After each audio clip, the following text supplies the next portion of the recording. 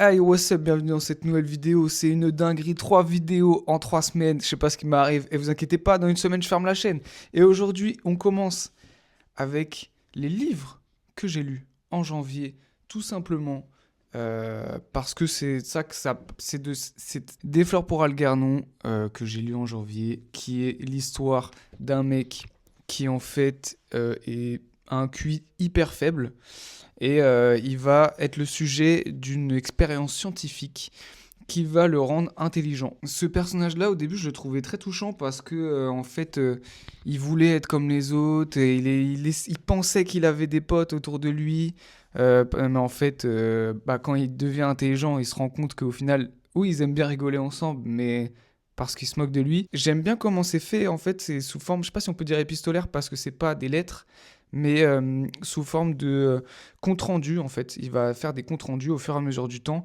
Au début, on voit surtout l'orthographe qui se change. Et ça, je trouve, il y a eu un bête de travail sur la traduction parce que, en tout cas, dans cette version-là, vraiment, on perçoit petit à petit chaque nouveau compte rendu, c'est assez subtil. Ça, je me souviens vraiment au début du livre, j'étais en mode c'est trop cool. En fait, j'ai vraiment apprécié à fond le début du livre. La moitié du livre où il est intelligent, c'est aussi cool.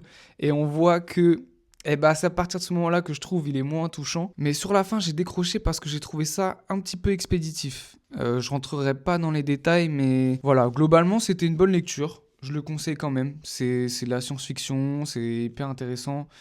Ça parle l'intelligence, de qu'est-ce que ça t'apporte au final. Est-ce qu'on est plus heureux intelligent? C'est une vraie question. Et aussi, ce que j'ai bien aimé dans ce livre, c'est qu'en fait, il voit un peu son futur en quelque sorte, parce que l'expérience, elle est d'abord faite sur une souris qui s'appelle Algernon, d'où le titre. Elle est plus loin dans l'expérience, donc il peut voir, entre guillemets, son futur, et c'est à un moment, il y a un point de bascule dans le livre, justement parce qu'il voit tout directement sur la souris.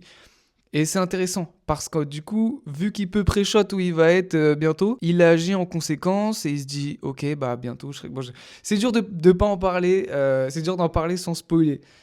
Parce qu'en vrai, j'ai pas envie de vous en dire plus parce que déjà la quatrième de couverture, je trouve qu'elle spoil un peu. Donc on va s'arrêter sur lisez-le parce qu'il devient intelligent. Qu'est-ce que ça fait de devenir intelligent? Bref, très bon livre. Trace de Hugo Vrier qui est mon deuxième livre de non-fiction que je lis. C'est un livre d'un pote. Encore une fois, j'ai plein de potes qui font des livres. Donc ça, c'est un mémoire sur le skate et notamment sur la place du skate dans l'espace urbain et les conflits qu'il peut y avoir avec les riverains. Donc évidemment, moi, c'est un sujet qui m'intéresse parce que je fais du skate extrait. C'est spécialement un livre sur Rennes parce que, en fait, tout simplement, il skate à Rennes et moi aussi. Et dedans, il mélange un peu justement réflexion autour de ces sujets-là et fiction en parlant d'un skateur qu'il a appelé Malo, qui est en fait moi et d'autres skateurs avec qui on a skaté pour pouvoir mettre en exergue. Si j'utilise des mots, waouh, pour pouvoir mettre en exergue ce dont il a. Alors, faut pas que je me rate sur la fin de la phrase. Bon, juste pour montrer l'exemple de ce qu'il a dit. Voilà, je préfère parler comme ça, c'est mieux, on se comprend mieux. Et bon, forcément, le skate, c'est une passion. Moi, ça fait 12 ans que j'en fais. C'est un sujet qui me parle énormément. C'était intéressant de voir en fait, parce que c'est sous l'angle du design.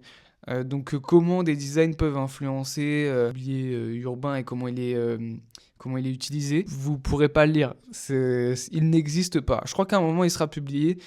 Si un jour il est publié, je mettrai à jour dans la description un lien pour l'acheter. Là on arrive au livre qui m'a détruit. Enfin je sais même pas, franchement cette vidéo c'est un peu une excuse pour parler de ce livre. Je ne sais pas comment parler. La déchéance d'un homme de Osamu Dazai. Il me semble que c'est le dernier livre que Osamu Dazai a écrit avant de se S.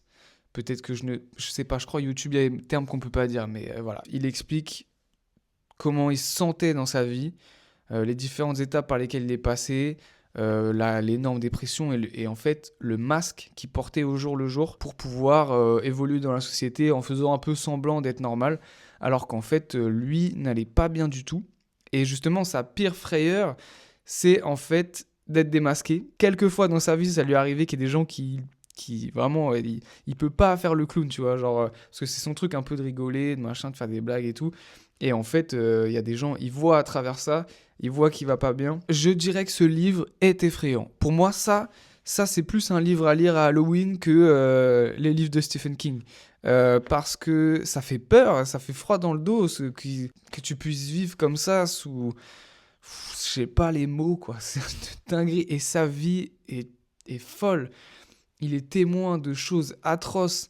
C'est-à-dire que non seulement dès son plus jeune âge, en fait, il va pas bien, mais en plus, notamment ses copines vont subir des choses horribles et un passage qui est, enfin, c'est terrible. Je sais pas quoi dire. J'ai vraiment vécu toutes les émotions possibles avec ce livre, qui est très très bien, qui pour moi rentre dans le top du top du top des trucs que j'ai pu lire dans ma vie et qui m'a créé une vraie curiosité pour l'auteur pour le coup, parce que ça m'a parlé et que c'est violent quoi. C'est un truc, j'y ai pensé vraiment quand je l'ai fini, j'y ai pensé pendant 2 semaines. Et après, à un moment, j'y ai plus tout pensé parce que j'ai l'impression que mon cerveau, à un moment, il s'est protégé. Il s'est dit, ok, c'est trop hardcore ce livre en fait. Ne lisez pas si vous êtes sensible, surtout les sujets genre S, V. On va parler d'autre chose. On fait ça. Donc là, c'est les livres que j'ai lus en janvier. Là, on va passer au livre que je suis en train de lire en ce moment, ça peut être intéressant. Alors lui, pour le coup, je peux faire la review parce que je suis presque à la fin et que j'ai été spoilé de la fin. Donc c'est le tome 2 sur Musashi, sur l'histoire du plus grand samouraï, à savoir Musashi. Le premier livre, c'était La pierre et le sabre, et là, c'est La parfaite lumière. Et donc au premier livre, c'est plus combat, comment il est devenu samouraï, sa philosophie, etc. Là, il y a aussi une philosophie qui évolue dans celui-là. Au début, j'ai été vraiment dedans. Je trouvais ça très cool, même si je l'avais déjà dit, mais il y a des personnages que, voilà, ça ressemble à d'anciens personnages qu'on a eu. Typiquement, il a 2 disciples, bon, l'un après l'autre, mais je comprends pas pourquoi il y en a un nouveau. Enfin, je vois pas ce qu'il apporte vraiment le plus dans l'histoire. Toutes les fois où ça parle juste de lui, où lui il va faire des petits voyages, machin, ça m'intéressait pas du tout. Et vraiment, à partir de là, je galère à le finir. J'ai trop du mal à le finir parce que je me fais chier, genre. Mais je veux aller au bout parce que je sais qu'à la fin, il y a un truc qui m'intéresse. Même si là, il s'est passé 2-3 trucs qui sont intéressants. Mais en vrai, ce qui me rend le plus fou, et j'en ai déjà parlé, c'est que tous les personnages se croisent au hasard. Je l'avais dit, je crois, j'étais à même pas la moitié du livre. Et là, mais vraiment, mais c'est tout le temps, quoi. Ça m'insupporte. Là, vraiment, pour le coup, ça m'insupporte. Le gros point noir, c'est que j'ai l'impression qu'on voit très peu Musashi dans ce livre. Et moi, c'est lui qui m'intéresse pour le coup. Pour le coup, moi, c'est vraiment Musashi, ses disciples, je m'en fous. Il y a l'antagoniste qui est intéressant aussi, mais que pareil, je trouve qu'on voit pas tant que ça. C'est une petite déception quand même, parce que j'avais adoré le 1, et celui-là, bah, comme j'ai dit, j'ai du mal à le finir. Mais une suite qui n'est pas une déception, c'est Le Puits de l'Ascension de Brandon Sanderson. Donc j'avais lu le tome 1 de Fils des Brumes, et le tome 2, c'est Le Puits de l'Ascension. Donc, évidemment, je ne veux pas spoiler. C'est-à-dire que c'est pour moi très difficile de parler de ce livre sans en parler du 1 et de ce qui s'est passé. Ce que j'aime bien dans cet univers, c'est la magie, c'est comment ils utilisent leur pouvoir, tout le lore m'intéresse. J'aime beaucoup qu'il y ait continuellement des cendres qui tombent sur la ville, ça donne vraiment un flow énorme. Ce que je peux dire sans spoiler, c'est que je ne suis pas déçu. Pour le coup, voilà, je suis à 200 pages. Donc je suis vraiment au début parce que je crois qu'il fait 1000 et quelques. Il y a des enjeux quand même, c'est intéressant. C'est une belle suite en vrai pour l'instant. Bah, je peux que conseiller hein, vraiment pour les gens qui s'intéressent à la fantasy. Pour moi, c'est une porte d'entrée dans la fantasy. Qu'au tome 2, là, pour l'instant, c'est bien. Donc voilà, super bien. Là, j'ai avancé aussi sur Naruto, même si je lis vraiment très lentement. Je suis au tome 8 et je suis notamment à l'arc des Chunin pour ceux qui connaissent. En gros, l'arc des Chunin, c'est il passe une épreuve pour devenir Chunin. Chunin, c'est un ninja de niveau moyen, je crois. Parce qu'en fait, quand tu commences en tant que ninja, t'es Genin, après t'es Chunin et après t'es Jonin. Orochimaru est effrayant. Voilà, je ne me souvenais pas.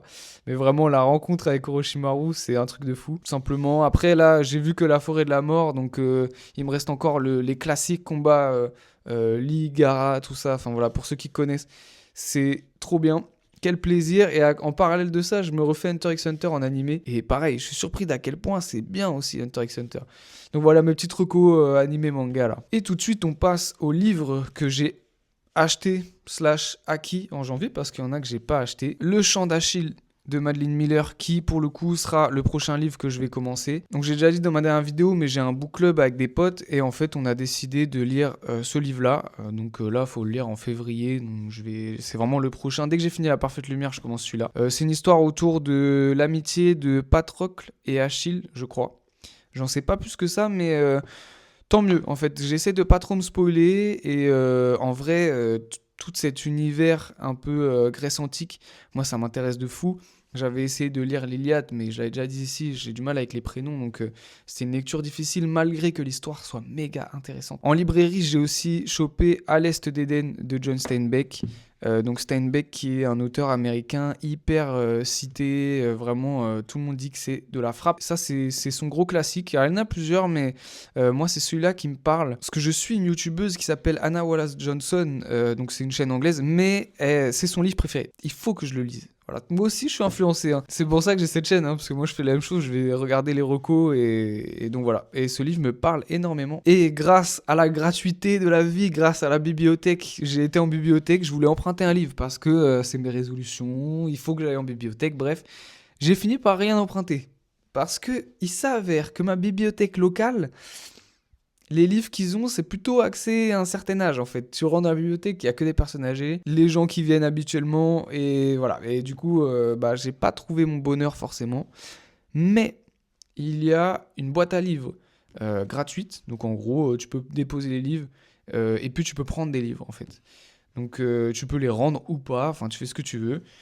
Donc moi j'ai vu le Horla de Maupassant et je me suis dit, j'ai trop envie de le lire. Ça, c'est un de mes tableaux préf en plus. C'est un livre que j'ai beaucoup entendu parler, ça fait partie des classiques. Il me semble que Maupassant, il est français. J'espère que je dis pas de dinguerie parce que je suis pas du tout renseigné sur cette personne. Donc trop content de l'avoir trouvé gratos.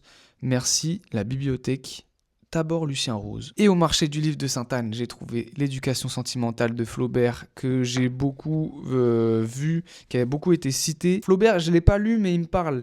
Et en fait, par contre, comme Zola, j'ai un petit a priori, c'est apparemment vraiment, les descriptions, c'est aussi un truc de fou chez Flaubert, quoi. Je sais que Zola, j'avais arrêté de lire parce que trop de descriptions et tout, mais je me dis peut-être je suis prêt maintenant. Peut-être là, ça y est, je suis prêt. Et j'ai lu la 4e de couverture.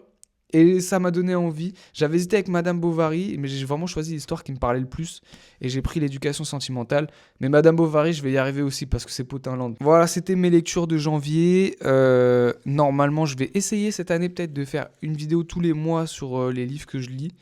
Mais après, il y a des mois, c'est sûr, je vais pas lire assez en vrai. J'essaye, mais je garantis rien. Ne me faites pas confiance. Merci d'avoir regardé et on se dit à plus.